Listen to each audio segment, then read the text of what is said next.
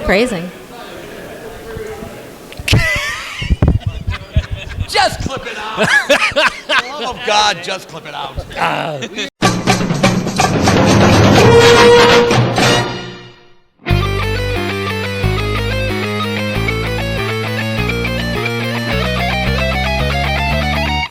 Guys, games, and beer. Live from Gamehole Con, it's Guys, Games, and Beer. Yay! And what's it? Hold on. Wait. People are gaming. Shush. Oh, yeah. Shut you down. Oh, wow. Wow. Don't make me do this again. We'll edit that out later, but then you keep it in as you're literally saying, we'll edit that out later. That makes the final cut. Okay. So, yeah. That was totally the final cut. Here, pass it down. Yeah. Yeah, I mean, skip everything else. Just leave So this. we are at Gamehole Con 7. This is the 2019 edition. We've been coming here for 6 years now. We've done countless interviews here. Wait till you see the shows we've got coming out from this one. There is some just amazing interviews this weekend. We've met so many great people as always. Met up with old friends, met some new friends. We've been running Steel Battalion all weekend long. We found some great games, which we will be play testing on the show, so keep an eye open for that stuff. And now, the best part of every show we do is Beer Court. Ba-dum-bum. Ba-dum-bum-bum. Ba-dum-bum-bum-bum-bum. Ba-da-dum. Beer Court. All right. Beer court. Beer court. Beer court. Okay. Okay. So, the Racine Brewing. So we're in Madison. So We're good. And I know they serve a lot of growlers in Madison, but I thought, you know what? Madtown's got nothing on Racine. So I bring a growler from Racine Brewing. Yeah. Doesn't have a And name. this particular one is the Cuppa, and it is a coffee. Is that how that happened? It is a coffee brew, and it actually is coffee. It's cold brewed and then turned into a really nice ale. So it's a coffee ale. Let's give this a try. So let's Right. try I'm this prepared to out. love this. And that's unusual because usually coffee brews. Get in here, girl. Get some coffee brew. Usually coffee brews are more of a stout. So what do you guys think? Oh, It's a Racine Brewing that Company. is coffee absolutely ale.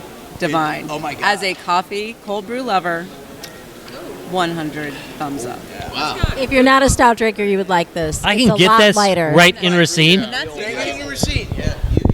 Now, you see, what I get from it, it tastes like a coffee cold brew, but it's manageable because I like coffee and I like my coffee hot. I don't like a cold brew coffee, but this is light enough and it's still ale enough to mix well. I could drink this. I don't even like coffee ice cream. I don't like coffee ice cream. I like my coffee to taste like fucking coffee. Okay, but this is damn good. I was going to say, yeah. It has a bit of a subtle sweetness to it, but it's not overpowering. Has a nice coffee bitter. This is really nice. It's very well executed. But a nice ale finish, though. Yeah, that's what I was going to say.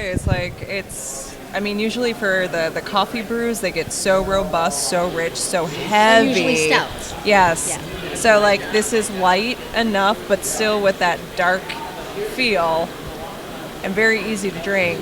And I do go. I'm good with words. Let's do it now. But yeah. It's so enjoyably drinkable. as everybody knows here, what don't I drink? Coffee. Yeah, I can't drink coffee. So guess what my new breakfast drink is? They did say that. They did tell me is it caffeinated? that this is absolutely caffeinated. It was made with raw coffee, 2 pounds in their brew of coffee grounds, and so yes, it is very caffeinated. And having worked at a coffee bar, knowing how they do cold brew, if they did anything along those lines, it is very caffeinated. And this is really impressive, especially because I am one of those who loves stouts and porters, coffee, chocolate, all those lovely warm baking flavors. And this is phenomenal. And to know that it's not that heavy is even better. I did joke with them. I did joke with them a little bit. So because they told me, I asked about the caffeine. I'm like, oh, is it caffeine? And I said, oh, so it's a true Drew Carey. We can stay up and get drunk again. or it could be your morning. And the brew. smell of it, if you were to actually just smell, it smells very much like a wonderful, delicious coffee house cold brew type of coffee. So you have that. Now, my question, Larry, since you got this, is this a limited edition or is this on their menu all times? Do we know? Because if anybody wants to go into the Racine Brewing Company, they would probably want to know if they can get this.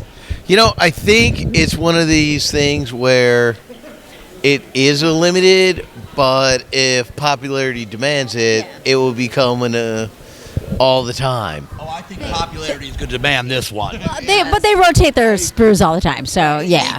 They do, but they have ones that they have all the time. They have like a blonde Here, and but I'm going to declare a verdict. Verdict? All thumbs up. All right. 2 thumbs up. Judge Rob. Wait.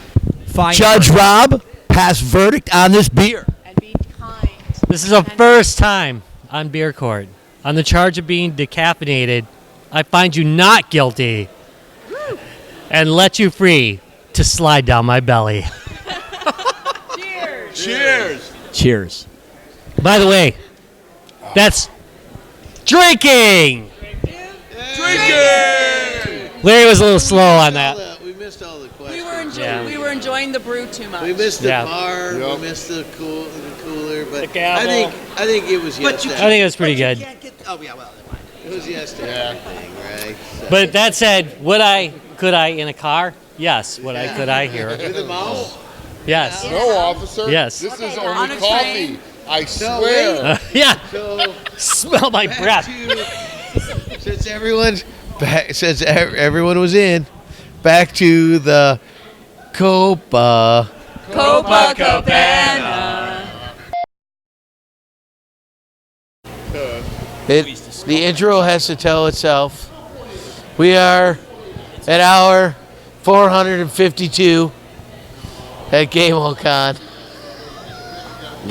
And sometimes you just feel like, you're in a box. And, you know. You do feel like you're in a box.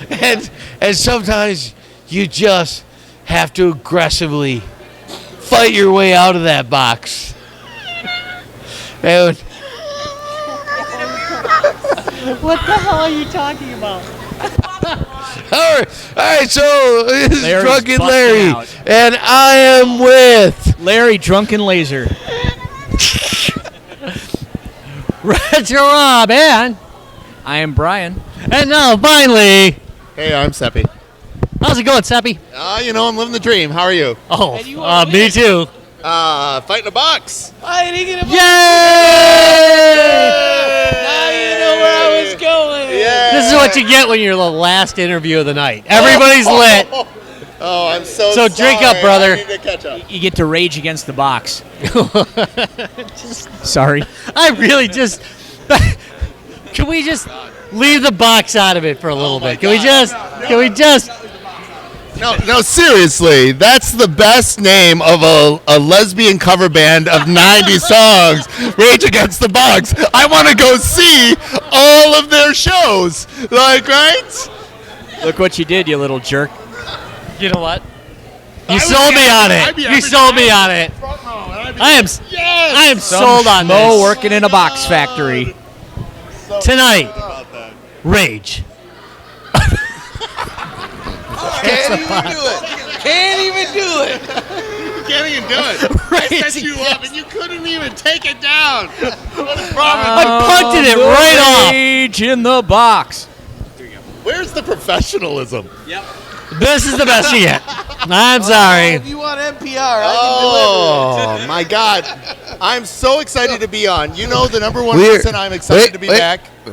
We're here with Seppy from the outstanding gaming community, fight in the box. Ooh, that's really good. That's quite lovely. Anyway, you were saying. Yes, it's really important that I'm on, and I want to be on every year at least when I come back here, because I am trying to record the stages of me becoming fatter, older, and more racially ambiguous. You know what? You really need a podcast because you totally get to see that over the years. Woo! Like, yeah. Hey, can I cry for my a second?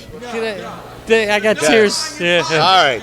Okay, so I was on another panel about making games at Galaxicon. It's a gay gaming convention, a gay relaxicon, basically, in Minneapolis. That would be a great Galaxicon. Yeah, no, it's absolutely fantastic. I went there, and I was on a panel with Yunha Lee, who helps make computer games, okay? And I asked this question. I'm going to ask you guys the same question, okay? Have you ever not seen a relative in a long time? They open the door, and the first thing out of their mouth is, "Damn, you got fat." Oh! Are you making a game out of various this? responses, I guess I've never had that one. No, sorry. Yeah, no, you. No, I have not had that. Larry? Have you had that? No, it was more like, you're as fat as we totally expected. Oh! So it's a Korean thing. No. She and I were like, yeah. And we like high-fived it. We did a little dance. It's like, this is just a thing that Koreans do to each other. It's really. Have you guys seen a lot of Korean cinema? I'm going to lie and say yes. Snowpiercer is a good example. Like, very Terry Gilliam, all this kind of stuff. I dare you to go watch a Korean movie where they don't have a major scene where they talk with their mouth full. It helps. We're back to pancake eating. It's like, it's a weird culturalism, right? But people don't expect the fact that we are totally okay with just belting it out with our mouth full. Like, I can literally see the actors in these scenes gain 20 pounds trying to kill it. And then their relatives tell them how they feel about them. I'll stop talking. Oh, you know what? I'm super excited you're back. It means it means that we have convinced the overlords that yes, the humans are not food. They are As advertised. They're not food right now. But we're here, so we're clearly Not food. The cows got it. The cows got All it. right, So we gotta rein this. Rein us in. Let's talk some gaming. yeah, let's talk some gaming. Yes. Okay, so since last time I was on, Yes. Processing delivered 5 months early on its Kickstarter promise. Nice. Yeah, That's that's a thing epic. that happened. And then That we never did- happens, and by then the we way. did- no, it gets Yeah. better. So we did our Kickstarter for the Hedgehog Hop in September, delivered within a month of after Kickstarter launch. So You guys don't care about that, I know, because Wait. nobody buys my games. Fight in the Box cheats on their Kickstarters. That's what we're saying here. No, it's great. They already had it in pre-order. They already had it ready. I know. That's called planning, fuckers.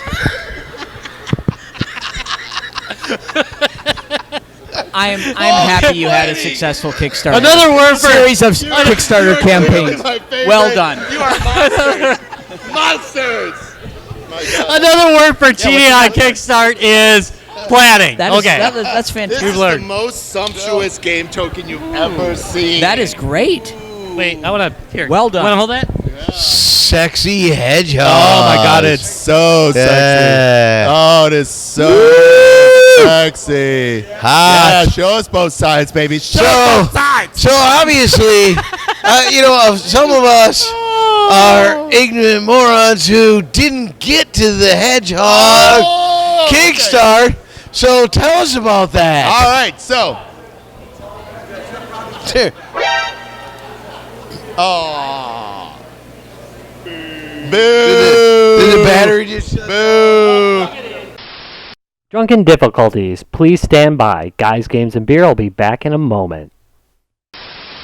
punching. Wait, are you recording? You got power down. No, we're not going to power down. Just keep recording. Wait, so we have. Yes, it's still recording, so we're not running out of battery. You could have just done like a. You know, instead of just breaking into the show. So- I hate to waste time or anything.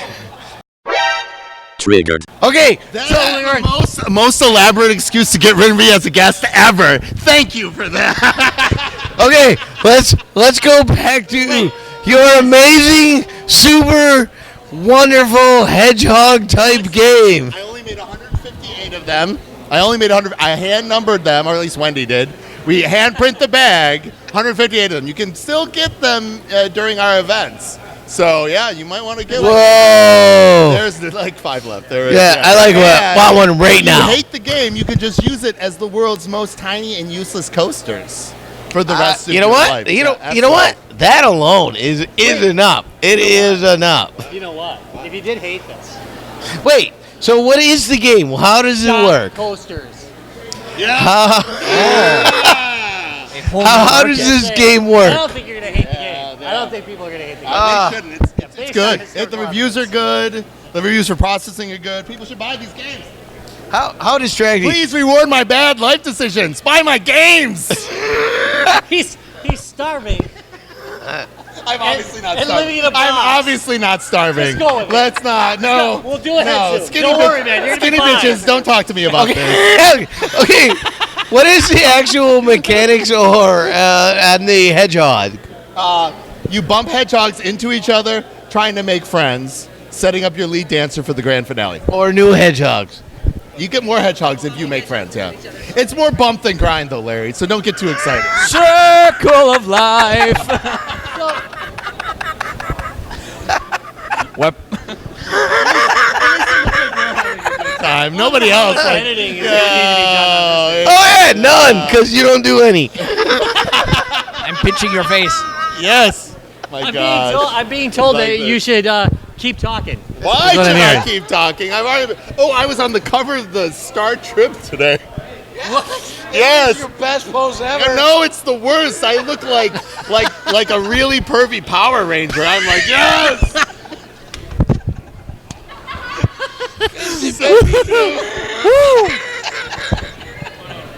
I'm embarrassed for me and all my people. Last interview of the night. These are the best. Oh no. Let's keep talking. Let's keep game talking. We're not game talking anymore. I want to talk some hop. You can get the $12 version of the hop. It's only $12. Buy that. Yeah, no, seriously. It's the same size as Squirrely Die. But more importantly, it's our second in the series. And do you know what the third one in our series is called, Larry? Let's see, you had a squirrel, yeah. The Squirrel or Die. Hedgehog Hop. Hedgehog. Small animal. Close. Gopher. Close. Porcupine. Close. You guys are really, really on. Mouse in the house. Wait, play Oh my God, look at him. It's called Mouse, Cheese, Cat, Cucumber. It kind of reverses, You know, right? in Mouse, Cheese, Cat, Cucumber, you're trapped in a maniacal shifting maze, and you're trying to forward your own personal agenda. If you're the cat, you want to get the mouse. If you're the mouse, you want to get the cheese. If you're the cheese, you're vegan, so you don't want anybody to get eaten. And if you're the cucumber, you're a mastermind. You want everybody to eat each other. Scare the shit out of the cat. Kind of like real life. It is super good. It's so fun. Now, somewhere in my head, Yeah. that because it's a maniacal scientist, I have Gary Cooper running the whole thing. Yes. Larry's been talking for about 5 minutes with no mic on him. It doesn't Speaking matter. I talk loud enough. What are you talking about? I thought that was an improvement. I thought that was a feature, not a flaw. Like, what are you? Microsoft. We're pretending it's an accident. Oh, yeah. What So, are we- hey, what so are- somebody wants to pick up your games. Why? Because they're so awesome. Lies. I love all the lies. Keep on topic this. Yes. I do get paid by the minute. Yes. So, yeah. Absolutely. Come on. I want to know. Where can I get your games? You can get them from Atlas Games, anywhere you can get games, period. They're in all the major distributions. You can get them from our site, fightingabox.com. If you want the really fancy stuff, you have to come directly to us. Otherwise, you probably get them at your favorite local game stores. Fancy thing. Fancy. The 158 hand-signed copies, Larry! Wait. That guy. And I both have copies of Yeah. not remember getting it. No, you got those? You guys got one? Yay! Look, there's disco involved. Yo, How many whoa. times have we pulled these out of here now? I don't know, once. No, like 3 now. I'm counting. It was just a guess. I got a counter. Yeah, let's hear. Here, you can take that. You bet. Okay, yeah, look at woo. All right. Are we still under pressure to do more things? I have ridiculous stories. And you guys I want to hear. Actually, I want to hear a ridiculous story. Stories are wonderful. I want to hear a ridiculous story. We're gonna Mic it up, brother. We're going to play Test That Gay. All right, Larry. What is my technical degree in? Buffoonery. Close. Guess. Wait. Medieval literature. No. Technical degree. Darn. Oh. Conversing with your mouth full of food. Paying attention. No, I minored in that. No. My degree is in naval nuclear power. Whoa. I am a certified nuclear plumber. Wait, can we just have? Could you come visit the studio because Larry did some nuclear work. Nuclear. Yeah. Nuclear. Yeah, that's a thing. That's a thing. Yeah, just saying. Absolutely. That's my brother Larry. Sorry, man. You want to do other weird and embarrassing questions? Keep going. We do. We do. Let's see. Everything. Let's see. Gone. Things that people don't expect. How long have I been married, Larry? 3.8 fathoms. Fathoms. We're doing good. What do you think? That's a deep subject. I'm like, I want to go with 5 years.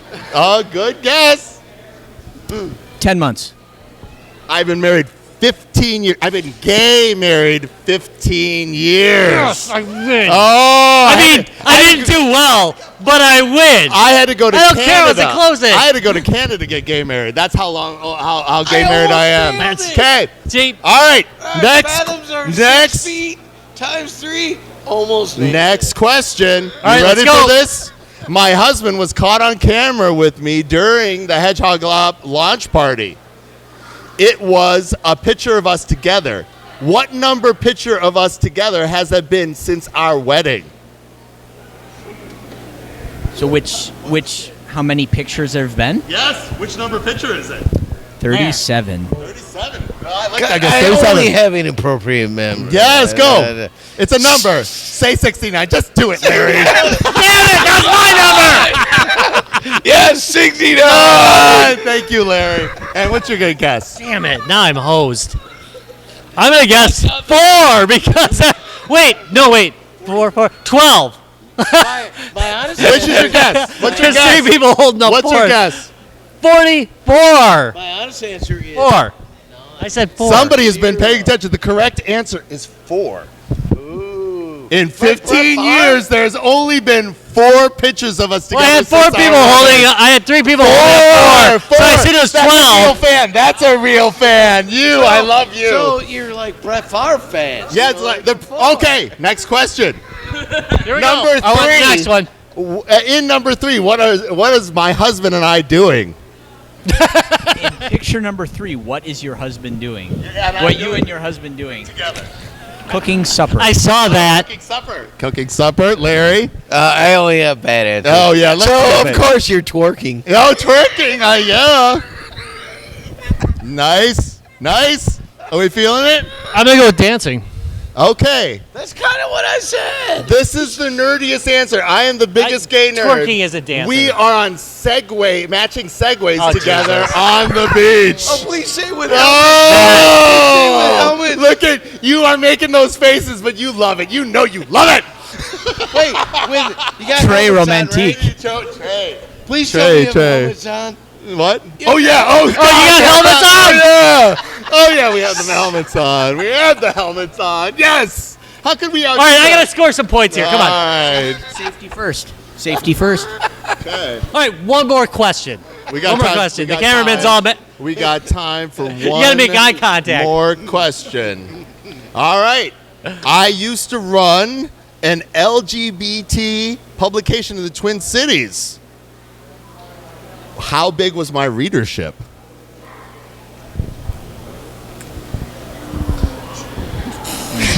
It's 3,042. Oh, I love that answer. What about you? 6,969. You stuck it in there. Good job. Average of 8 inches. I think I'd have had more readers. The actual number, of course, was 10,000 readers. And there's Wait. I came the closest again without breaking over. I just want to say. I feel like that's a fudge number. You didn't have 1 minus 10,000, 1 approximately, plus 10,000. Larry, come on now. I couldn't get exact numbers. It was the 90s. Give me a fucking break. I really was hoping you'd ask what the name of it was. So the only person who won Test That Gay was this man who understood it was 4 pitchers. The all rest of you are failures. I'm good now. A pleasure having you on as always. I'm supposed to hold up things. One of those is a beer. So, super thanks for spending some time with us. This is always a blast, and I'm looking forward to the next many years. Absolutely. Now, I'm going to come back and ask the same goddamn questions. I'm going to see if you remember. I'm going to watch this right before. No, you're not. No, you're not. I'm probably not even going to watch it when I edit it. I'm going to ask the same goddamn questions and see if you guys get it right. Totally get them wrong. One more time for the audience. Where can we get these? You can get them anywhere you can get Atlas games, or anywhere you can get Gloom, so your favorite local game store, or you can get them from us at fightingabox.com. I heard that. Yeah, I heard it. I heard it. Oh, I know. Step 1. Take us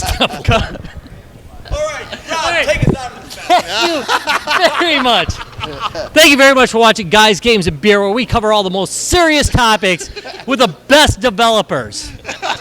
You can expect more cutting why am I here edge. then? You're the best damn developer on earth. That's why. Yeah. Expect more cutting edge interviews with Guys, Games, and Beer coming up. All right. Hey, it's Mel from Guys, Games, and Beer, and I'm here with... Hi, I'm Rich with Guys, Games, and Beer, and we're here together to interview... I'm AJ Schmidt, and I'm with Universal Horizons. All right, what is Universal Horizons? Universal Horizons is a multi-genre, skill-based RPG. It's designed to be multi-genre. That's kind of our shtick. And by multi-genre, you mean it could be a Western, it could be a... Is it that kind of context? Exactly. We can fluidly transfer from one genre to another genre, back and forth, and maintain the integrity of the genre and the character. Okay. And you played this yesterday, right? Yes, I did. I played it yesterday with one of... actually, you have one of my friends from college who was running it with us, and we were running a game. It was called It's a Blast. Why don't you tell us a bit more about how that story goes? You probably could tell it better than I can. Well, you sat in on it. We call that type of story a paradoxal. It's like a Groundhog's Day. So it resets every time you go through it, and then you try to find the solution to what's going on. And many things can happen in that, and as they discover the story from their character's viewpoint. So what kind of character did you play? So I played actually an EMT, which was kind of funny because in the story that we were playing, we actually got changed into different bodies. A lot of our members ended up changing genders as well. but my character ended up changing into kind of a punkish college kid. It actually it sounded just like how I would have looked in college with a whole Led Zeppelin shirt and everything. But how does that happen through the gameplay?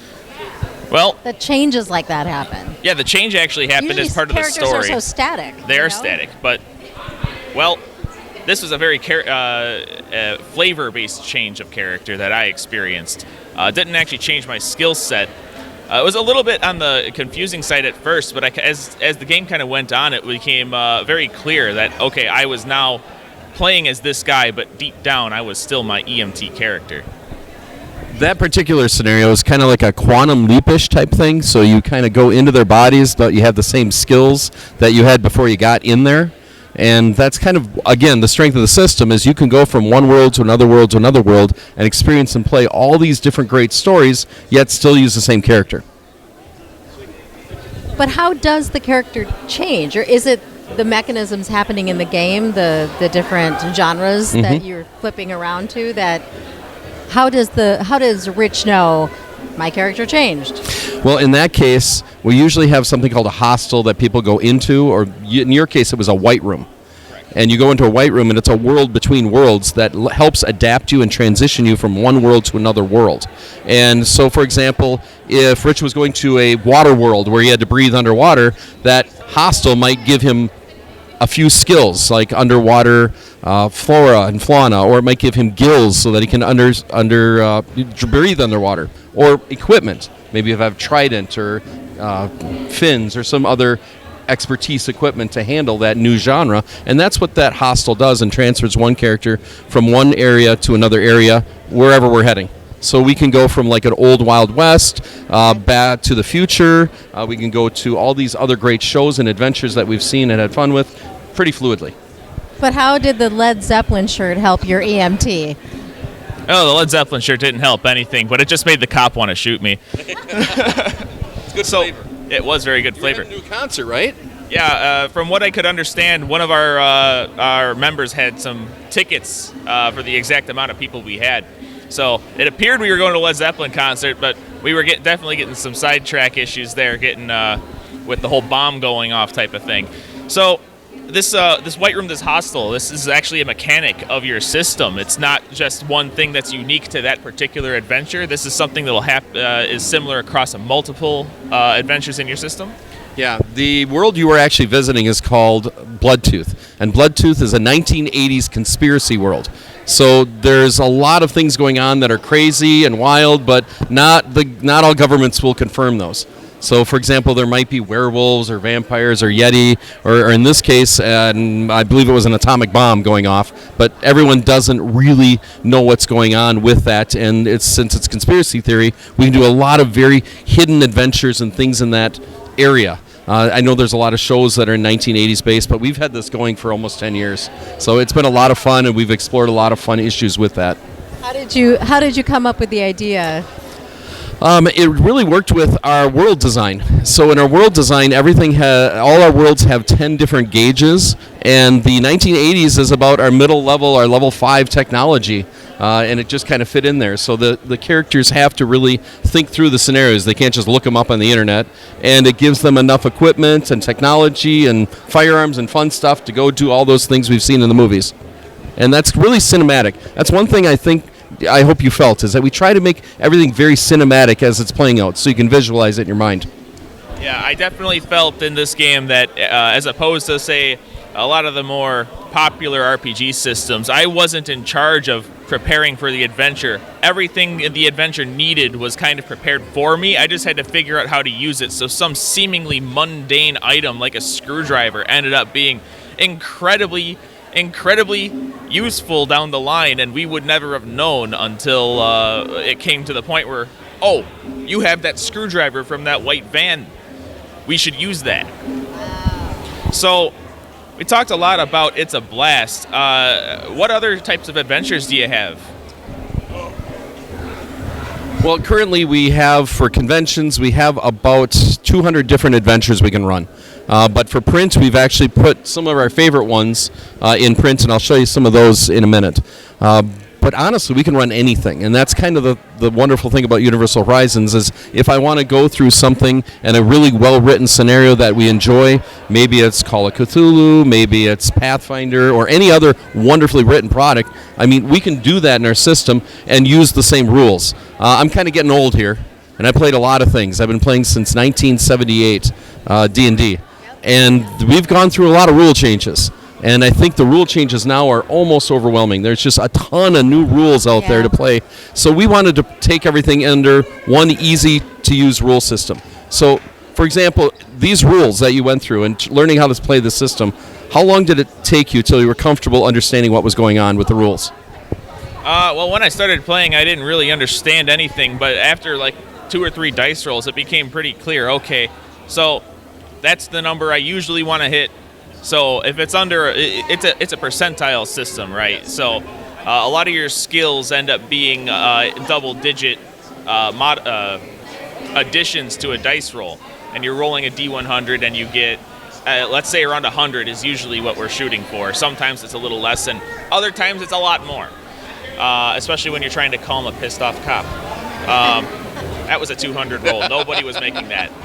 Led Zeppelin shirt wasn't helping you with that? Neither was the punk guy who was going down with the establishment and a lot of other less than, not good. Not good for this scenario. Is the system easy for role-playing? Absolutely. Oh, is the system easy for role-playing? Absolutely. It was, I didn't feel tied down to my character sheet. I felt more like there were some skills where I'm like, okay, I'm an EMT. Yeah, she's hurt. I can go fix her. But I also wasn't limited to, I don't have climb, so I literally can't climb this rope. So you felt that you were driving your character. Correct. And that's what we wanted. We want people to have full control of how they are visualizing their scenario, their person from their scenario. I mean, from their viewpoint. That's what we want. It's interesting. Okay, So other what- scenarios. Yeah. Here's another paradoxal that we have. It's called It's a Trip. So all you have to do is find the easy way to keep this ship from sinking. And this one is similar to yours. You had a bomb you had to disarm. All you have to do is try to keep this one going. And this is, I would say, probably 15 to 20 hours of a lot of fun. So they have all kinds of things. And this is back in the 1980s. There's also a lot of subplots going on in here. So you come in, again, this is like that quantum leap-ish idea. You come into different bodies, and they're refugees on this ship trying to figure out why there is a battleship and a submarine and pirates and all kinds of crazy things going on in this ship. Okay. And this is another one. One of the things we try to do is, I'm an old-time gamer, and I'm trying to make all this stuff as affordable as possible. So we do these full-page color prints. I mean, and you can see these pretty easily, but these are only $20. Nice. So we try to do it for the full, and it's kind of a magazine article. Yeah. There is a short story in here, a lot of maps, pictures of different things that can happen in there. So we try to promote these pretty inexpensively. But the rule system, everything you need to play the rules is $30. That's it. That's the whole system. Nothing more. I mean, and now it's hard sometimes to afford, especially for kids trying to play something new, to get into a whole game system without dropping too much cash. And we want to make it very affordable. How many genres have you created? Published, we only have 2 completely published, but we have gone through a dozen different genres that we play at home or play at conventions or play at the local gaming store. I mean, we have at least probably 2 games a week at the local gaming store. We're based in La Crosse, Wisconsin. Yes. That's something we think is very important, is to support our community, because everything we do is published and written and artisted. Wow, that's a good word. I'll have to give me another beer. I'll figure this out. Illustrated. Yeah, there we go. Illustrated in Wisconsin. We want to go with local vendors, and we want to try to promote U.S. as much as possible. Yes. But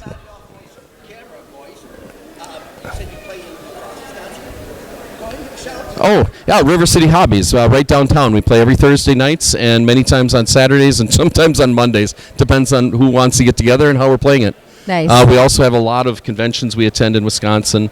Conflict here, of course, at Gamehole Con. We're having a great time. This is our favorite one because these guys are awesome. We actually just set up a table in the middle of the hallway and play our game, and people come by and watch it, join us, and then buy the game. It's really easy.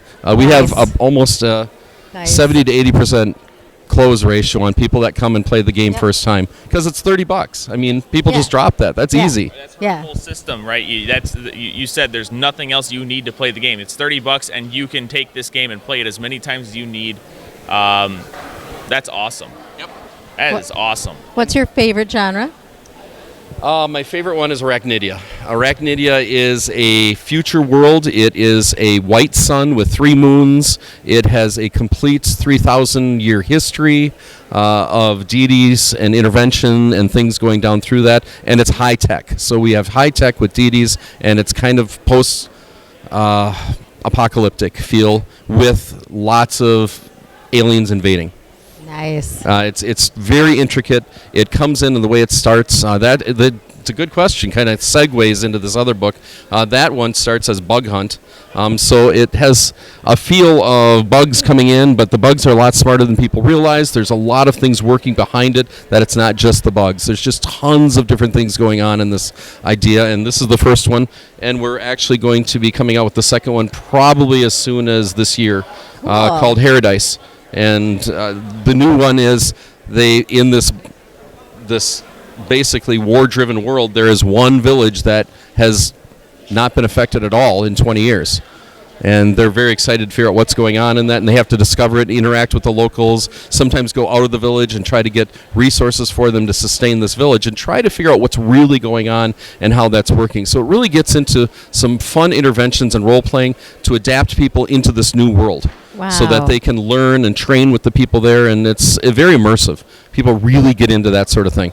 Are current affairs affecting your, genre building? Truth is stranger than fiction. In some cases, yes. In some cases, no. I mean, a lot of the one that would do that most is it's a trip actually has some apartheid links to it. So the part of the refugees they're trying to escape some of the apartheid problems in 1980s, and it's very kind of deep if people really get into it and understand that we were not all equal, and there was a lot of issues with that, and these people are just trying to buy freedom and end up in this whole different craziness of what's going on. Do you have schools contacting you to bring this into classrooms? I work at a school. Oh, so. Okay. Yeah, I work at a school. Do you use it in your classroom? I don't. You teach different aspects of history? Well, I use aspects of it because I teach math. Okay. And we add in the game system, but that's about as far as we go for difficulty. It's a really easy system. Mechanics not hard. Yeah, no, mechanics are really easy. Just addition. If you can do basic arithmetic, you can play this game. But in our school, actually, we have a strategy club, and they play this every other week. Nice. And they love it. I mean, it really helps get people out of their shell for role-playing. And for many times, therapists have told us how important it is to role-play and get out of your shell and look at different perspectives. And here they really can immerse themselves and understand how those different perspectives solve different problems. Nice. So we really enjoy that. So middle school level, good. Oh yeah, age? easily. One other oddity is you see a lot of parents, my age, with their children or a little bit younger, that are playing with their children. Yep. And that's quite frequent. I was surprised how frequent that is. Usually we're looking for, people coming together. They're almost the same peer groups and peer age. Not the case in this game. We have people playing with new people, old people. Also, I would say we have a pretty good ratio of male to female, and we also have very experienced players playing with very novice players. There is no real new learning curve. You had some people at your table that had played before. Okay, did you feel inadequate? No, actually, I felt like the system there wasn't really a get good at the system. They were better maybe at role playing. They kind of knew certain things. Like there's a mechanic in your game called when the dice exploding, which that's like the one curveball I think in the game, and it's really easy to understand. Once that was explained, I knew I should look for this. This is the equivalent of a critical hit. And they were really able to teach that because there wasn't too much of I can teach you this, but first I got to teach you that. And, I guess that kind of leads into this. No, it was very simple. One thing led to maybe another, and that's it. We really like that exploding mechanic. So it's just an easy mechanic that if you roll very, very well, you get more information than you normally would have seen. So if you get an exploding perception, you might have seen, oh my gosh, if you're looking through this and through a car window, you see a glance off of a window that, oh my, there's a dagger or a little something in that seat that you could probably use. So we have fun with that exploding dice. Or on information, you might have a biography genealogy that you actually recognize somebody else in that oasis and say, oh, I remember you. You were on that show with Cher. And they go and they can do different crazy things like that. So it doesn't matter the skill. You can still use that exploding idea and really have fun with it. Do you have a zombie genre? We do. We have something a student actually wrote for me almost 5 years ago called Mori Debake. And Mori Debake actually helps us explore some Caribbean aspects and just a totally different culture. A really neat immersion in it. It's an island that he'd made, and it is off of Haiti. And it was, you talk about how things influence our writing. And it was just after the hurricane had come through and really messed with Haiti. Wow. And he wanted to do something with that and give people an idea of what that was like, because he and his father went down and looked at some of that, and he came back with all these great ideas. Very cool. Yes. It was very fun, man. Wow. So we had a good time with it. Okay. Awesome. Do you want to say anything more about the game? About your I thought gameplay? it was really fun, and $30 is really nothing. I have one more. Sure. The other one is the other Bloodtooth stuff we do is I have a wonderful artist by the name of Becky Van Acker, and she does some amazing artwork, and she actually writes for us as well. And this genre is a werewolf vampire genre. And it's within that same genre you're doing. It's not a paradoxal, it's a straight adventure, but it's set in LA, and werewolves and vampires kind of going at it different ways and trying to find a peace amongst all of it. And they end up traveling everywhere from LA, northern LA, Russia, just all over the place. It's a lot of fun. Wow. Very cool. Where can we Currently, find this? conventions, you can notify us online.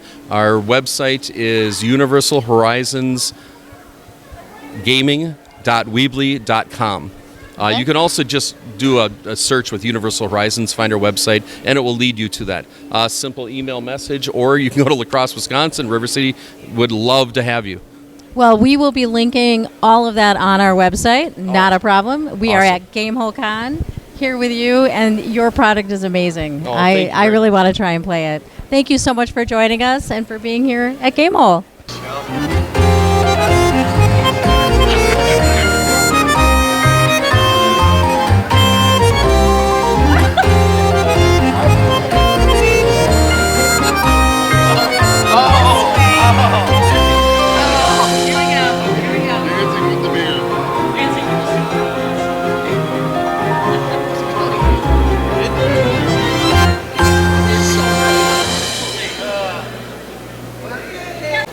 Hi, this is Ryan from Guys, Games, and Beer, and Larry got a break. We're at hour 672, Gamehole Con.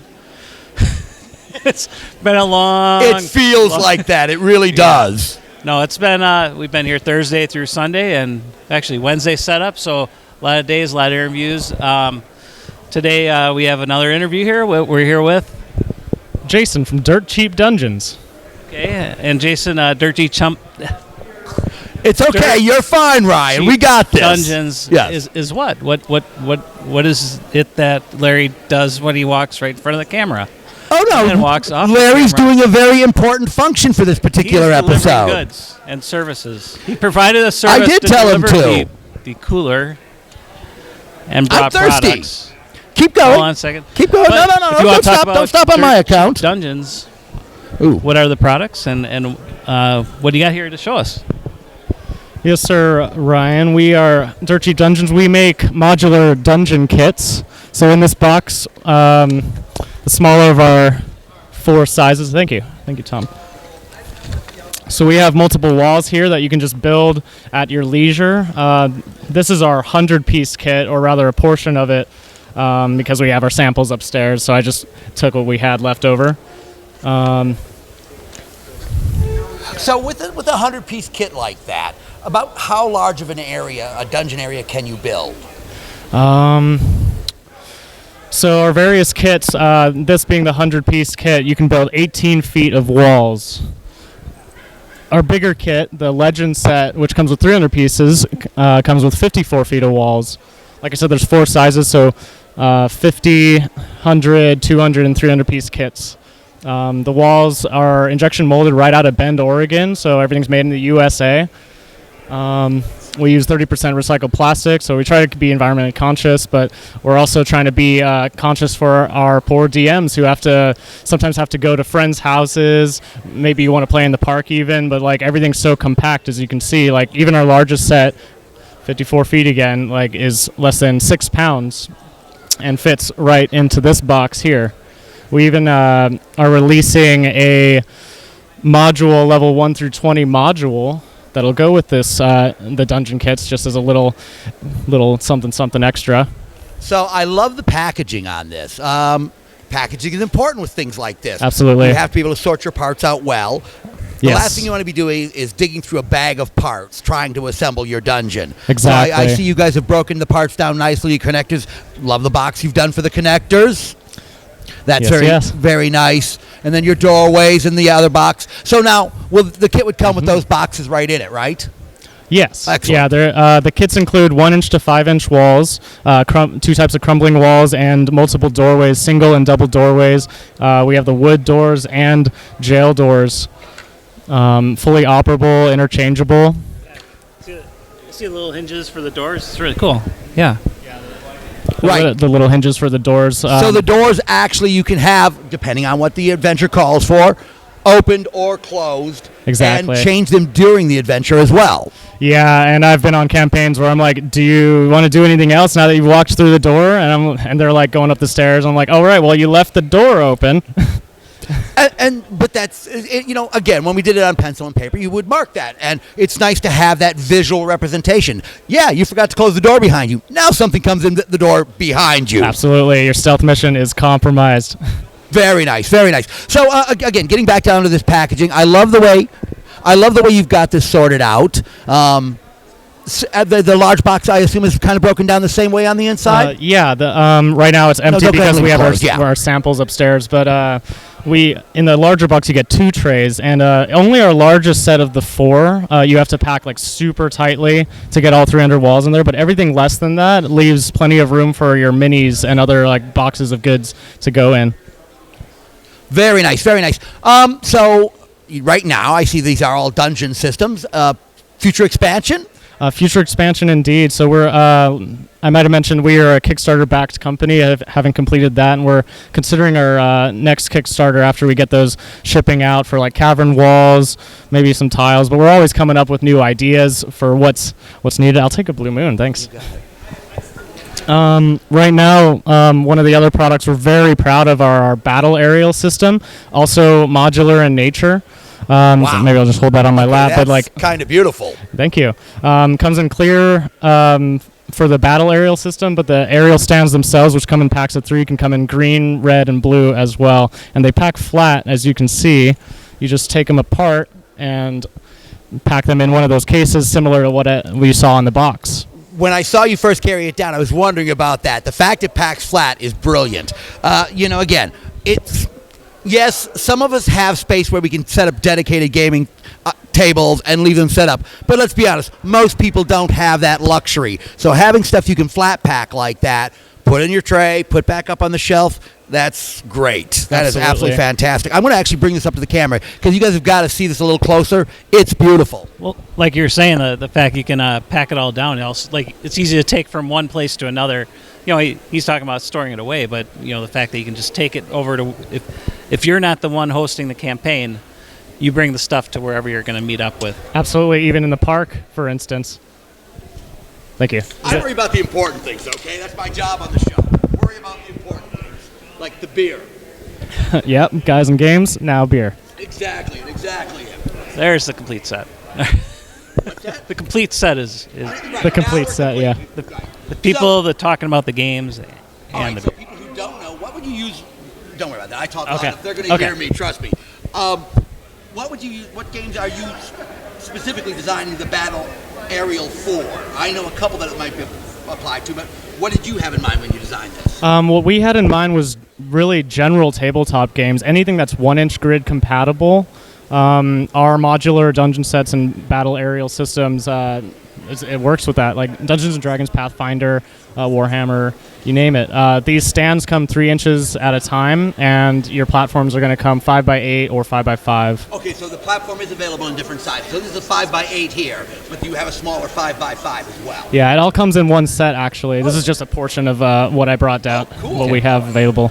Now, me not being somebody that's familiar, aerial Dragon. is that. I was thinking that something flying. Let's flying. Let's So, start with a dragon flying in on so if this could be like a lower Right, level, Manicore, this of could be course. way up in the sky somewhere. You may not be as concerned about this one way up here, but you know that creature or whatever is way up there and could eventually end up So generally, attacking or the GM might have a single flyer, and you can handle that very easily. But if you wanted to set up a whole like battle in the skies, maybe like for World War II, like kind of plane games, you can have all kinds of planes stacking levels set up. They stack indefinitely as well. We've gotten like some Celestials up 150 feet, and we can keep going. Wow. But let's see, these are also good for flyers and swimmers and space battles, of course. Anything with elevation. That was my first thing with space battles. When I saw this, I thought, wow, that is a great way. So, for those of you familiar with a lot of the space battle games, you use the stands to represent the height, and that kind of works, but generally the models tend to be kind of unstable. I like the fact that this is a great stable platform for that model you've worked days on painting, so it doesn't go tipping over and getting chipped up. And it certainly bears weight as well for any of your largest minis. You can have a flying Tarrasque on there. God forbid. Oh yeah, I see that the bases will then would if you had the next level, you just don't use the top piece. Certainly, yeah. And then You just don't use, and then now you put another. Right, and you stack up another one on top. Certainly, yeah. The caps Multiple levels, yep. Yep, ad infinitum. Cool. Our goal at work was to kind of get to the second floor. We got 7 high, 10 high, and we're like, oh, we need more stands. Wow. Okay. As long as you get them on there straight, they're good to go. So who's manufacturing this for you? We are. We manufacture all the stuff ourselves. So you actually are doing this in-house? Yes, we. So the walls that you saw are injection molded in-house right out of Bend, Oregon. We buy the acrylic from suppliers, but we cut them and get the images on them ourselves in-house. Wow. Okay, that's quite ambitious. It helps us be dirt cheap. Well, so nowadays, and as you all know, I'm big on laser cutters and 3D printing and kind of the maker space stuff. The problem is with all of that, it's slow, it's painful, and it's really hard to do reproducibility. I can print a wall, and I'll be spending the next 10 weeks printing enough to be useful. So injected molding is always the way to do something like this. It's also a lot cheaper than trying to print your own 3D stuff. Yeah, it allows us to use recycled plastic and be clean. It allows us to be as approachable as we want to be. All right, did we discuss rough pricing? Let me get this first one. So this is the 100-piece kit again. Right. What does that start at? So the 100-piece kit is our second in size, and that's going to be roughly $150. Right now, because we are getting our orders out to our 1,000 Kickstarter backers first, it's hitting retail soon. We are on Amazon. Oh, excellent. And we sell directly from our store online. Okay, so what's the website for that? DirtCheapDungeons.com. Excellent. So we'll have a show link to that as well. But remember, DirtCheapDungeons.com. Can't be much easier than that. So basically, you're talking, less than $1.50 a piece. So your price is great on this for this kind of quality. Again, injection molding, you're never going to get this kind of quality. Wow, and the horns of hell have sounded here. You're never going to get this kind of quality with a 3D printer or with a laser cutter. Believe me, I've tried. I like that you put the number figure on there, $1.50 in our Rogue set here, size 2, but our largest set, the Legend set, will be even cheaper because for $350 you'll get 300 pieces. Right, so it's economy of scale as always. Again, the packaging is great on this. Like Ryan was saying, sometimes you've got to go to your friend's house to set up, and to have everything in a nice carrying box. I also do love the In fact, the boxes, when you buy them online, they come with our messenger bags as well, DCD messenger bags. So you can, Drop all of it in your messenger bag and go. absolutely. Your Legend set will fit in there with a few books, Player's Handbook, Monster Manual, etc. Pathfinder, whatever. Portability, this stuff is great. So you said that right now that you got to get the orders out to the Kickstarters, and then eventually when it's on Amazon, shipping, like people will be able to get the product soon or Yeah, very soon. We're hoping to be ready by Christmas. By Christmas. Shipping's included in these large kits. Okay, great. So with the 350 piece, it's free shipping on that. Yes. Excellent. So you guys, again, if you want to find them, you are available on Amazon and at Amazon and dirtcheapdungeons.com. Not like I'm going to have you repeat that a few times, just to make sure the audience gets it. Again, we will have a link to this as well. I really love the product. It's this looks great products. I'm looking forward to seeing other products. Again, nice base start. So how long have you been doing this now? You just kickstarted. How long ago? We completed our Kickstarter back in December. We had reached 150K out of our 30K pledge, and we're entering our second year as a company now. Wow. Yeah, we did not exist before the Kickstarter. Dang. Wow. That's a serious kickstart when you do those kind of numbers. Yeah, top 3% of the Kickstarters. It's been tough. Like, we've been working out the kinks and everything, being a fresh new company, but we love and appreciate feedback. We love our backers and people, the community. Cool. I will ask this. Don't worry. People will hear me again. I project. Do you have any kickstarts coming up that people should maybe start watching for? We've been discussing it at work, like nothing official yet or anything, but like maybe Cavern Walls coming next. We had also discussed like sci-fi, like Bulkheads, Bulwarks or something. Oh, that'd be cool. So, all you Kickstart fiends, definitely keep an eye out for that. Again, Dirt Cheap Dungeons. Just enter that in your search on Kickstart. It'll turn up whatever they're putting out. If it's easier to remember, DCD. Dirt Cheap Dungeons. Okay, right. There we go. All right. Thank you for coming on the show this morning. Ryan, why don't you wrap this up and take us out? Okay, this is Ryan and Tom. We were here with Jason from Dirt Cheap Dungeons and enjoying the last few hours here at Gamehole Con 2019, 7th annual. So thanks a lot. Thanks very much. Bye.